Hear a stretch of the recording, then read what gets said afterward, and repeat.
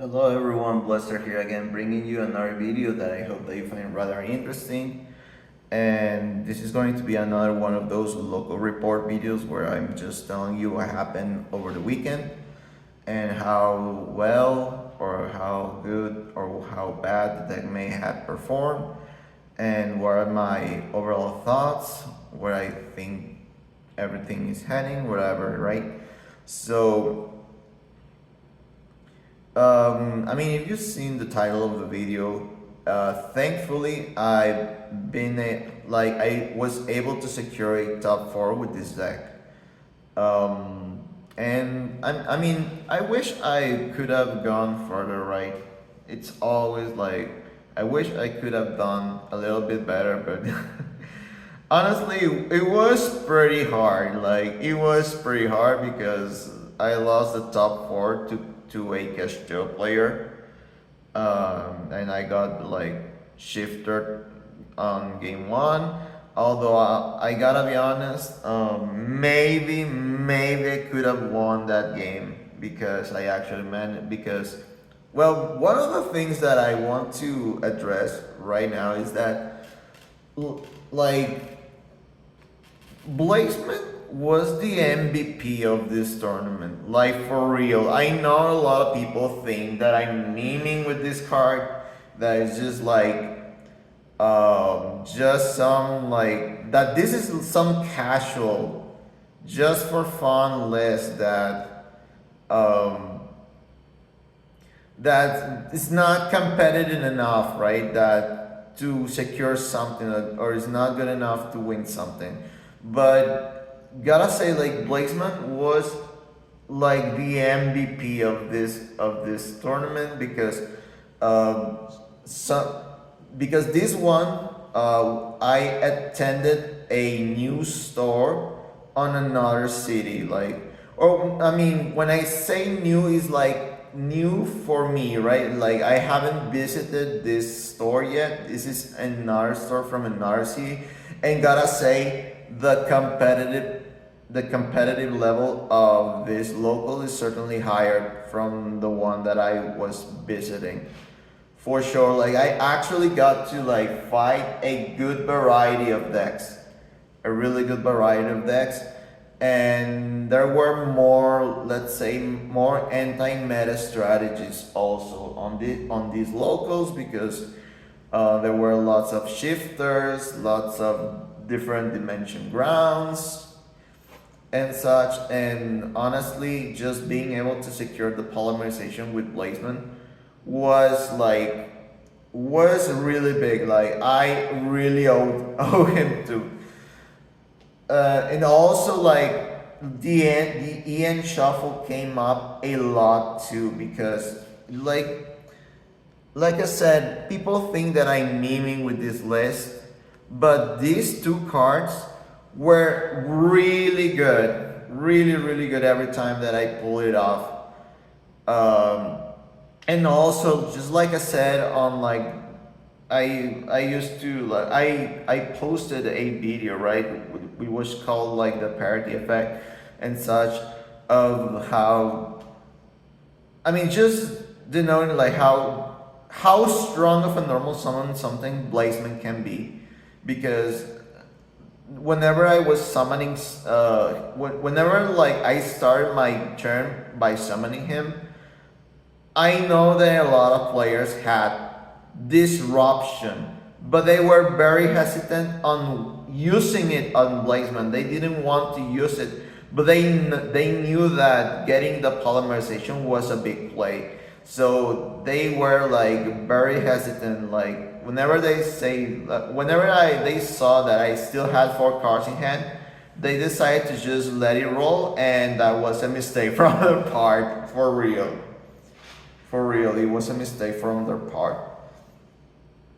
So yeah, like, because Blaze, like, once you get the polymerization, a lot of cards start to get so much value, right? Because suddenly, like, the cards that usually you may not want to see on your opening hand, maybe like Shadow Mist, or even Neos, or like Denier, or like the liquid soldier, or even like the malicious in certain scenarios, suddenly they become so good. Same with the E emergency call. Like I feel every time you pair like the polymerization with the E emergency call, it's so good because you've just fixed your hand to fix to like to answer the situation, right? To counter the situation that you may be in. And also one of the things that I want to say is like Book of Eclipse was also one of the MVPs of this tournament because I decided to play a little bit more non-engine because I felt like I wasn't opening enough of them because obviously I'm playing like a fat version. Uh, but gotta be honest, I do not regret playing the fat version. I would still play 50 cards.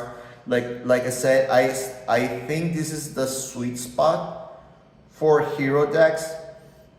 I really enjoyed it. Although also gotta be honest, I think it comes with its caveats because even though I wasn't really breaking with this deck, the problem is that if you are looking to open, let's say like certain side deck option that may be really important to not lose a certain matchup, it's certainly going to get harder to open it. That is the let's say that is the caveat. That is the weakness, if you want to say, of this version. But also, what gotta say, one of the strengths of this version is that the siding patterns have become so much easier. Like for real, it has become so much easier for me to just like side deck stuff because like I said, I have like 9 non-engine because I play like triple tactic talents, Book of Eclipse, and Forbidden Droplet, and sometimes like depending on the matchup or regardless, I'm going say first or I'm going second. I know that some cards are not gonna be as good as they could be, right? For example, maybe like if I'm going first, maybe I'm not using the Forbidden Droplets, right? Because I don't have to break a board, right? I have to make my own board. So maybe that's when you start playing like the crossout designators, and maybe you take out 1 or 2 cards to just add the cards that you want to counter, like the Droll and Lockbird. And gotta say also, this came up that this secured me the top spot. This secured me the top spot because I was a lot of people were playing Droll and Lockbird to just trying to shut me down. It was a common side deck option against me, and this card came really clutch. Like you gotta be playing this like for real, just as you should 100% be playing Book of Eclipse. You should 100% be playing this on your side, like the crossout designator. Like really saved me from really like doing nothing on a game. That was especially big because that came up in like I got to play a Fiendsmith deck, like one of the new decks that came out in Infinite Forbidden. And you know like how they make like a board with only 1 card, like another one of those 1 card combos that are becoming increasingly prevalent because Konami just loves doing that. I don't know why, and I guess we'll talk about that later. But yeah, gotta be honest, like this was a really good card, and I'm actually heavily considering maybe playing a dimensional barrier in my side deck just to stop it with the crossroad designator, because that is also a very common thing that happens right in game 2 and 3, where that could realistically shut down your entire turn. So yeah, but the thing is that I don't know what to take out from the side deck, because I was maybe thinking the back row removal, but know that this was actually important. This actually came up on some matchups, so no, that is not an option. Same with Ash Blossom. It was important for other certain matchups, not to mention that it's a good way to stop Branded. I mean, obviously, it's not gonna like stop them on their tracks, but they certainly do not have a good. They don't have like a guaranteed strong follow up after this, right? And maybe I was thinking maybe cutting the Dark Angel, but because it didn't came up on this tournament, but I think I shouldn't be taking this out, because I mean, like I said, it didn't come up on this tournament, but the last tournament, this actually won me a game, because sometimes you face some random, like, I don't know, like some runic player that is playing some weird variation, or like maybe some Sky Striker or something, and this usually wins me a game by just existing right on the opponent's board.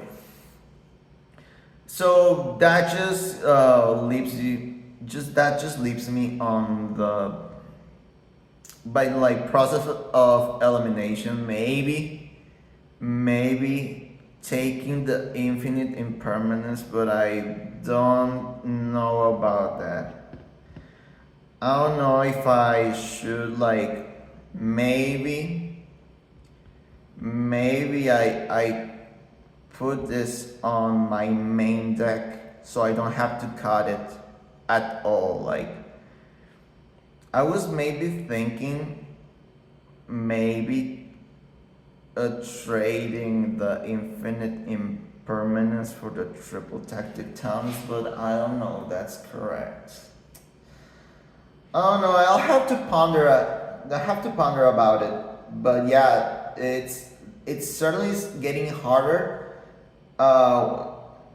Just knowing what to include or what to cut in my deck. But like the thing that I'm 100% certain is that I am very happy with the performance of the 50 card deck.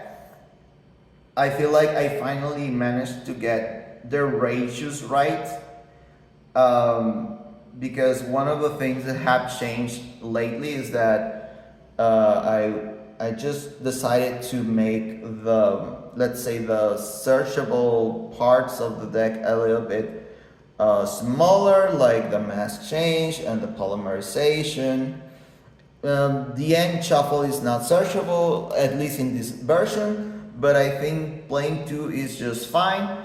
But the thing that definitely stayed at 3 with me was the Elemental Hero Blazement. Like I said, I thought that this card was the MVP, and I really liked it whenever I drew it. And it just gave me more options, right? Because maybe sometimes you're not, I mean, you may have like, I don't know, like, you have to make a decision because you only have one normal summon, and maybe you open these 2 on your opening hand, right? And there will be times where Stratos is a better normal summon, but there are times where like Blazement is a better normal summon. So it just depends on what is the matchup, where you're facing, what is your hand. And I just think that is really nice whenever you have the option, because like either like normal summon nets you something, right? Because obviously Stratos can search into fairies, and then this is just like the Ferris plus a hero combo, right? Just discard the Blazeman to summon the Ferris, and you just go off there. But then maybe there are times where you don't want, maybe you already have this, or you don't want to, like, let's say you don't want to, like, searching another hero into your hand is really not gonna do anything like that relevant, or like, especially if you're fearing that your opponent may have like a, let's say, a Baylor or an Impermanence, and you need that polymerization to start your play. So whenever you start Blazeman, they have to decide if they want to like negate that normal summon right there and there, and then maybe after they have revealed that they have that disruption, then you use Ferris, discard Stratos, and then get the second shot, right? The second shot at the polymerization. And I think that's a very important, that's, I gotta say, I think that's, though, that was a part of why I performed so good. And obviously not to mention that Blazeman, one of the main things why Blazeman is so good is because it's an elemental hero. That means that you can special summon it out of like hero lives, and also like you can search it with emergency call, and also like you can special summon it, or is also a valid target for EN shuffle, and that's why it works so good on this, right? So yeah, I don't know what else to say. Like I said, I faced a lot of deck variety. I faced like from decks that may sound like not so good in like in retrospect, to like really scary meta contenders. Like I even, like I said, I got to face the new Finsmith, which had also like the UBEL support, like all the cards that start the play. And also I got to face Labyrinth 2, which I actually won that matchup. That I also got to play against like Fire King Tri Brigade, which was an interesting choice for sure. And I also got to play like against Ice Barrier. I know this may sound like, because whenever I was playing back then, like Ice Barrier wasn't like a good deck, but now, I mean, I don't know how good per se could be, but they actually built an interesting board. And not to mention, like, I mean, because the little guy, the little tuner that summons the tokens, just facilitates to summon like a Coral Dragon, and then they synchro the Coral Dragon with more tokens, and they summon like the Croco Dragon, and they draw like 4 cards out of that. Oh my god, that was really something, right? Because not only like they gave more like ammunition for the Croco Dragon, but also like he was playing hand traps, so that was particularly strong. And not to mention that sometimes before doing everything, he managed to like summon a Bahamut Shark and summon the Toad. And I'm surprised that like the Toad is still legal in TCG, but like whatever. I actually managed to win that game. The only game that I lost in rounds was against like a Drytron player. Yeah, out of all things, I got to play Drytron. But you know what? The reason why I lost that game is because I really hard bricked game 1. Like it was a really unfortunate hand. It was like I opened Neos, Plasma, the Nair, Ian Shuffle, and Book of Eclipse. That was the starting hand. Was a very unfortunate hand. And let me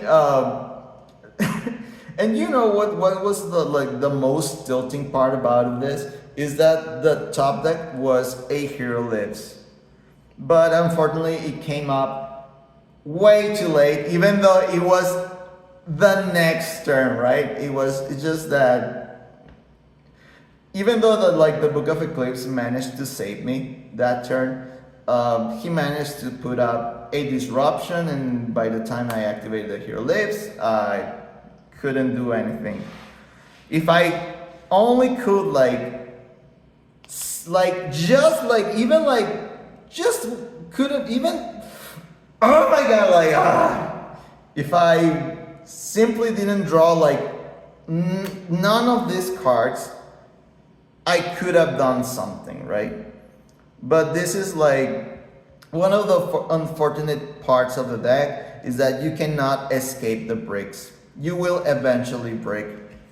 But gotta say this was a rare chance. I didn't honestly I didn't break throughout the entire tournament except that game. And I also lost the third game because this guy just put up a degenerate strategy where he was he managed to summon an ancient fairy dragon, and the ancient fairy dragon searched for a secret village of the spellcasters, and then he managed to summon a Lena, which is a light spellcaster, and activate the village, and all my spells were shut down. So yeah, I lost because of that. And also against the shifter, on the top cut with the Kashtira, and well, I guess that I don't want to make the video longer than it should be. I'm just gonna end the video. I hope that you guys like this. If you guys like the content that you see, please like, share, and subscribe. But if you are not doing that, at the absolute least, please leave me a comment, because I always love reading your feedback. And also, I think I want to take this opportunity before this ends, is that I'm just to remind you guys the video about how to deal with the new let's say the new retrained version of Maxi is still coming. It's just that I've been thoroughly testing the deck for that kind of scenario, and I don't want to just release something and just do a disservice to you, because I don't want to release it rushed, right? Where maybe whatever I'm offering you or whatever I'm trying to tell you is not good enough, and I really want to find the sweet spot that actually works for heroes, because it's not easy. It's not easy to find space to fight back against those kind of cards in your deck, because everything is so tight. And in the moment you start playing more, let's say, more answers or more non-engine to certain situations, you start to break. And this deck is if you do not open enough engine parts, you know that it's gonna be really hard for you to not to be able to do something, right? So yeah, thank you guys for watching. If you guys have any question about the deck, the build, or some interaction or something, please let me know. Also, sorry if I'm not uploading some matches that I had on this weekend, because I said, this was a new store, so I haven't I didn't have a way to film the match. So yeah, thank you guys for watching. This is Blaster signing out, and I hope you guys have a nice week.